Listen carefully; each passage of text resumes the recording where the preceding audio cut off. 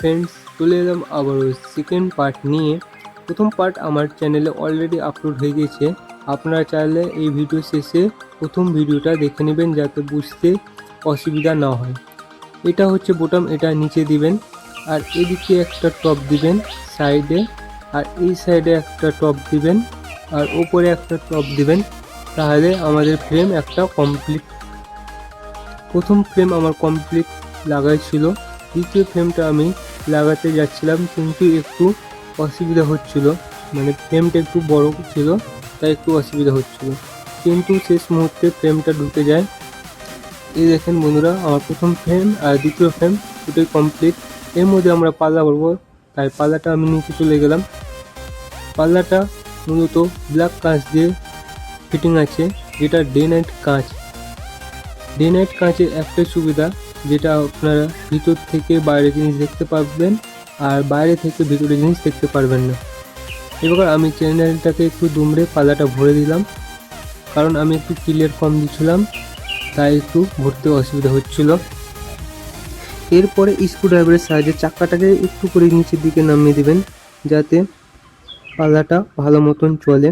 দু সাইডে নামিয়ে নেবেন যাতে ভালোভাবে চলবে। এরপরে পাল্লাটাকে একটু করে দেখবেন যাতে কোথায় আটকাচ্ছে না আটকাচ্ছে। এরপরে আমি চারি সাইডে ফুটো করতে লাগলাম যাতে ফ্রেমটা এদিক ওদিক না যায়, মানে শক্তভাবে লেগে থাকে।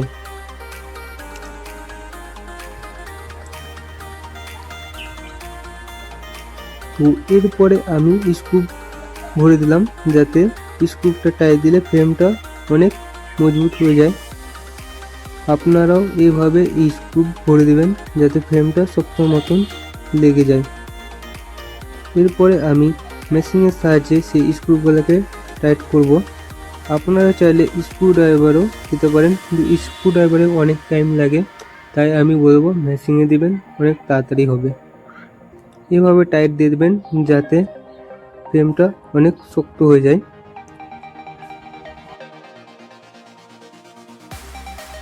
তো এখানে বন্ধুরা আমাকে সব থেকে বেশি মজা লাগে মানে স্টিকারটা খুলতে, মানে একটা সিল প্যাকেজ জিনিসের মতন ফিল দেয়।